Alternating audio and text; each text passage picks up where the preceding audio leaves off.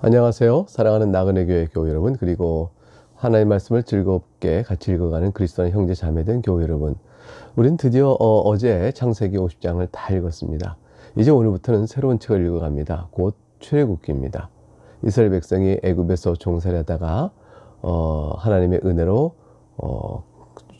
애굽에서 나오게 되어지고, 그리고 가나안 땅에 정착을 향해 가는 일련의 과정, 그러기 위해서 하나님께서 그들에게 주신 바 된 여러 교훈들을 살피는 내용이 출애굽기라 할 것입니다.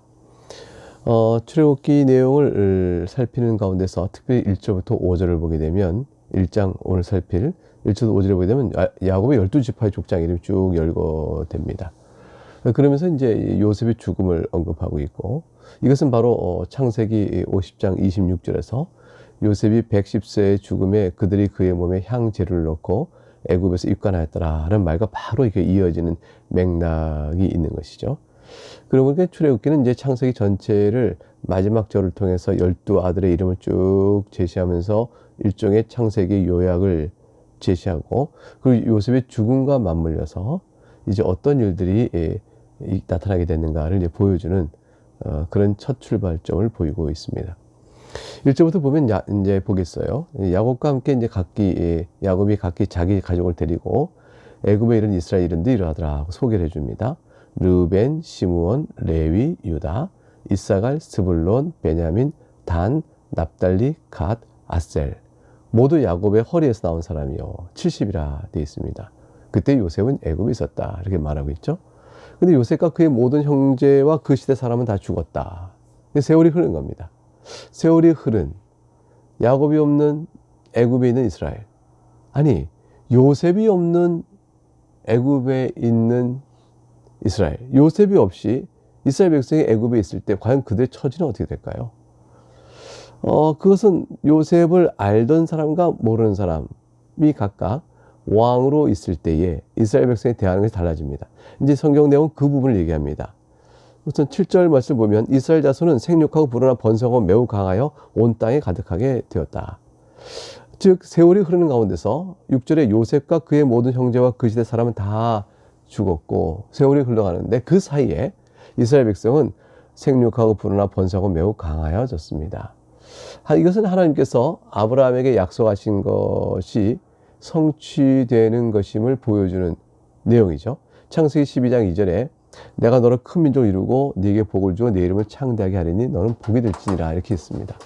이 말씀에 이 땅에서 이스라엘 백성의 제한적이지만 이스라엘 백성 또한 성취입니다. 물론 이것의 온전한 성취는 그리스도를 믿는 우리들 다 포함한 아브라함 후손의 성취를, 자손의 풍성함을 얘기합니다. 그러니까 지금 뭐 예수 그리스도의 이름을 부르고 그리스도 하나님의 자녀가 되어져서 아브라함 후손이 된 자들의 그 무리를 비교하면 뭐 이스라엘 백성이 애굽에서 많이 온 민족이 번성했다는 것과 비교하면 뭐 비교가 되는 거 아니죠. 그러니까 이스라엘 백성이 애굽에서의 이 혈통적 번성은 제한적이지만 그 번성을 통해서 훗날에 우리와 같은 자들까지 다 포함하는 아브라함의 참된 믿음의 관점에서의 후손들의 풍성함, 그 풍요함, 그 번성을 가르쳐주는 그림자와 같다라고 볼 것입니다. 요셉을 총리로 세우신 하나님께서 이스라엘을 불러 애굽에 정착하게 하시고 가문과 가나안 족속들을 보호해서 이렇게 번성하게 하셨는데 요셉이 죽고 난 후에는 어떻게 될 것이냐, 이제 이것입니다. 그런데 이제 7절에서 이렇게 온 이스라엘 백성이 풍성해졌다는 걸 보면 하나님께서는 요셉 이후에도 여전히 이스라엘 자손을 붙들고 보호하셨구나 하는 사실을 우리가 알 수 있고 마음을 놓을 수 있는데, 그런데 역사가 흘러가는 과정 속에서 그렇게 순탄하지만 않습니다. 8절에 요셉을 알지 못하는 새 왕이 일어나 애굽을 다스립니다. 요셉을 알지 못하는 새 왕이라. 그 당시 이제 요셉을 아는 왕은 애굽의 토속 민족이 아니고 다른 외족이 와서 왕권을 통치했다라고 이제 보통 봐요. 근데 요셉을 알지 못하는 새 왕이라는 것은 그들과는 아니고 원주민에 세운 왕일 것이라 이렇게 보기도 할 것입니다. 어쨌건 그들이 보기에 이스라엘 백성은 완전히 이방인들이죠. 이방인들이 와서 수가 많고 풍성해지니까 이들이 볼 때 9절, 이 백성 이스라엘 자손이 우리보다 많고 강하구나. 자, 우리가 그들에 대해서 지혜롭게 하자. 이거 그냥 두면 안 되겠다. 이들에 대해서 우리가 뭔가 좀 해야겠다. 지혜롭자 하는 것이죠. 지혜로운 일을 대책을 세워야 한다. 두렵건대 그들이 더 많게 되면 전쟁이 일어날 경우에 우리의 대적과 합하여 싸우고 이때에서 나가게 되면 어떻게 되냐. 그럼 우리가 침략받을 때 굉장히 어려움을 당할 것이라 이렇게 말을 하고 이스라엘 백성의 경계심을 갖게 되어집니다. 요셉을 알던 왕들은 요셉을 통해서 받았던 그들의 큰 바로 대대로 이어져 오면서 요셉의 공로를 인정하고 그를 통해서 온 이스라엘 백성에 대해서 호의적이고 선대적이었겠죠. 근데 요셉을 알지 못하는 바로 새로운 왕권, 왕조가 세워질 때는 요셉이 무엇이냐 이렇게 되는 거겠죠. 그래서 도리어 자신들과 다른 이들이 수가 많아서 전쟁이 나면 우리에게 해를 끼칠 것 같다 라고 생각해서 먼저 손을 써야겠다고 판단한 겁니다. 그래서 11절에 이제 그들이 한 일은 뭐냐면 감독을 세워서 무거운 짐을 지워 노동력을 착취하는 것이었습니다. 바로를 위하여 국고성 비단과 람셋을 건축하게 한 것입니다. 이게 성 건축에 동원돼서 학대를 받는 것이었죠. 그 결과는 어떻게 될까요? 하나님께서 이곳에 이러한 상황 속에 계시지 않는가? 12절. 하나님께서 여전히 역사하고 계셨어요. 어떤 형태로 드러났냐면 학대를 받을수록 더욱 번성하여 퍼져갔습니다. 참 신기로운 일이죠. 애굽 사람이 이스라엘 자손을 근심했습니다. 아니 이렇게 크게 노동력을 착취하고 괴롭게 하고 학대하면 후손이 더 늘지 않을 줄 알았는데 도리어 더 늘어나고 있는 겁니다. 이게 고민이 된 거죠. 그래서 대책을 세우는데 두 가지 대책을 더 다시 강화시켜 세웁니다. 이게 첫 번째는 13절과 14절이에요. 이스라엘 자손이 일을 엄하게 시키는데 어려운 노동을 하고 그들의 생활을 괴롭게 합니다. 그래서 그들이 흙을 이기게 하고 벽돌 굽기를 하고 농사를 짓게 하고 여러 가지 일로 그들의 생활을 괴롭게 하고 노동을 고단하게 시킵니다. 그 시킬 일 하나하나가 매우 엄격한 기준을 따라서 하게끔 만들었어요. 그러니까 이들이 애굽 사람 생각에는 이들이 이와 같은 노동에 지치고 힘들어서 자기들 살기도 바쁘지 그들의 후손이 번성하게 될 일은 없을 것이다. 이렇게 대책을 세웠죠. 두 번째 대책은 뭐냐면 좀 더 잔인한 것인데 15절과 16절이에요. 애굽 왕이 이제 히브리 산파를 불러옵니다. 그 시브라와 부하라는 사람을 딱 데려다 놓고 말합니다. 히브리 여인을 위하여 해산을 도울 때에 아들이거든 잘 살펴봐서 아들이거든 죽여버려라. 딸이거든 살려두라. 이렇게 얘기했습니다. 그러니까 이제 이스라엘의 기력을 약화시키기 위한 것이죠. 자, 이렇게 이제 이집트가 또 바로가 대책을 세웠으니 어떻습니까? 이제 마음을 놓을만 할까요? 강한 엄격한 노동으로 그들을 일을 시키고 아들이면 죽이게끔 만들어 놨으니 그런데 하나님 손길이 있습니다. 17절 보니까 그러나 산파들이 하나님을 두려워하여 애국 왕의 명령을 어기고 남자 아기들을 살려준지라 이렇게 돼 있어요. 이 히브리 산파들이 하나님을 생각한 겁니다. 바로의 왕과 하나님의 명령 가운데 누구의 말을 들을 것이냐 이 선택을 생각한 거죠. 그래서 하나님께서는 산파들에게 이제 신앙을 보여주신 거죠. 하나님의 명령을 듣고 하나님의 말씀을 따라가도록 하는 용기를 주신 거예요. 바로의 명령을 어겨도 두렵지 않게 한 것이죠. 그리고 지혜로운 대답을 또 생각하게 했습니다. 그 남자 아기를 이제 살려둔 것인데 18절에 이제 바로가 이게 산파를 불러서 묻죠. 어찌하여 이같이 남자 아기를 살렸느냐? 이제 그 산파가 가진 지혜로운 대답은 뭐냐면 19절에 히브리 여인은 애국 여인과 같지 않습니다. 아주 건장합니다. 그래서 산파가 그들에게 이르기 전에 해산을 해버립니다. 연락 듣고 가면은 가서 힘내라 이렇게 해서 추천한 게 아니라 아주 건장해서 산파가 가보면 벌써 나 있습니다 이런 얘기예요. 심판의 산파들이 이제 하나님을 두려워하는 믿음을 굳건히 갖고 있었고 또 지혜롭게 답을 한 거죠. 이런 신앙을 보게 되면 이방인이지만 하나님을 잘 믿었던 라합 같은 사람, 나중에 훗날 우리에게 여리고 성 함락할 때 기생 라합이 있잖아요. 이 라합도 정탐꾼을 이제 숨겨주죠. 정탐을 숨겨준 까닭이 뭐냐면 하늘과 땅의 상천 하지에 너희의 하나님과 같은 사람을 하나님 같은 하나님을 내가 본 적이 없다.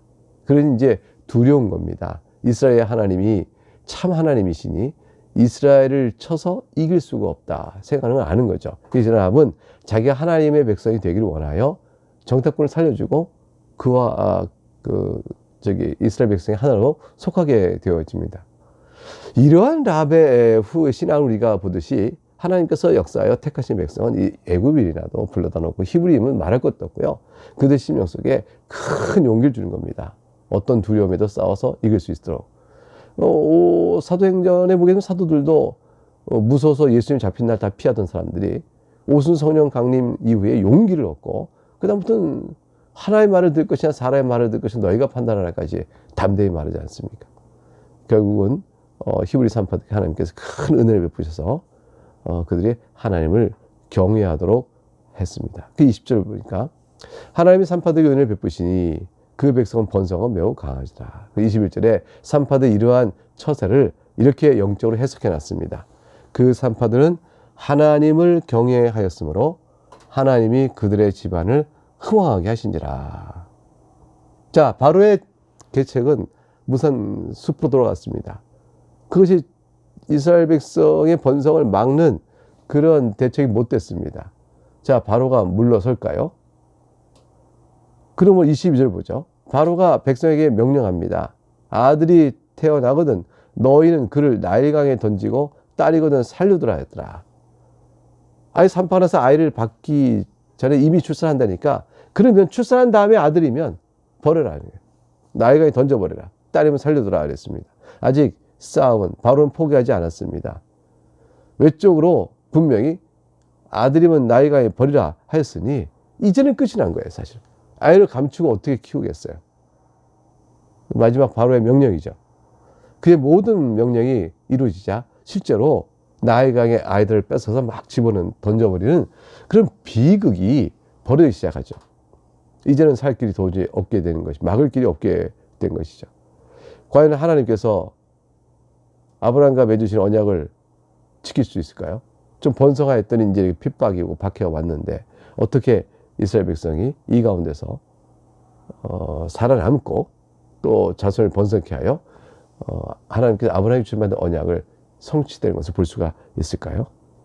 그런데 우리가 잘 알 것은 이러한 그 바로의 박해, 이런 핍박 이런 것은 하나님께서 이 뜻을 이루지 못하시는 좌절케 하는 이유나 원인이 된다는 것이 아니고 오히려 하나님께 그 뜻을 이루어 가시는 하나의 배경 무대밖에 안 됩니다. 하나님은 그런 상황 때문에 좌절되는 그런 분이 아니세요. 하나님은 역사의 주인이시고 그 뜻을 이제 반드시 이루어갈 것입니다. 우리는 이제 출애굽기를 통해서 하나님께서 이런 상황 속에서 어떻게 섭리 가운데 그 놀라우신 세우신 뜻들을 이루어 가시는가, 그 놀라우신 하나님의 능력이 어떤 것인가를 우리가 살펴보게 되는 것입니다. 우리 인생도 하나님께서 우리를 향하신 뜻을 이루어 가실 때 마귀가 방해하고 또 세상의 악이 우리를 굴복시키려고 할 것입니다. 우리가 시험이 들어 그럴 때가 또 있을 것이고 넘어질 때도 있을 것입니다. 그러나 그것으로 해서 최종적으로 하나님 뜻이 좌절되거나 그러지 않습니다. 하나님께서 우리를 향한 구원의 역사, 우리 그리스도 안에서 구원하여 하나님 나라 그 영광의 나라를 우리 부르실 때 그때까지 우리 어떤 상황이든지 우리가 흥하여 교만하거나 또는 어렵고 고나여 좌절되거나 또는 시험이 들어 죄를 범하는 일이 있을 때라 할지라도 그 어떤 때라도 하나님께 다 우리의 모든 일을 그런 상황에도 불구하고 하나님께서 마침내 우리를 사랑하여 주의 아들의 형상을 담기까지 살아가는 복된 인생길을 걸어가도록 어떻게 역사하시는가를 우리가 배우고 알게 되어집니다. 그래서 우리는 모든 인생의 자를 통해서 하나님께 내게 베푸신 큰 사랑을 찬송하게 되는 거죠. 이스라엘 백성에게 애굽까지 오게 된 동안 요셉을 총리로 만든 그 과정 속에서 이미 나타나신 그 하나님께서 요셉을 알지 못하는 왕이와 이스라엘 백성을 크게 박해할 때 그 상황에도 하나님께서는 어떻게 자기 백성을 돌보시며 마침내 약속하신 뜻을 이루신가를 우리에게 쫙 보여줄 것입니다. 이 내용을 통해서 우리는 오늘도 살아계신 우리 역사 한 사람 한 사람을 부르시고 교회를 지켜 이끌어 가시는 하나님의 손길을 우리가 보게 될 것입니다. 네, 오늘 여기까지 읽었습니다. 내일 다시 기쁜 마음으로 만나서 출애굽기 2장을 또 읽어가도록 하겠습니다. 감사합니다. 샬롬.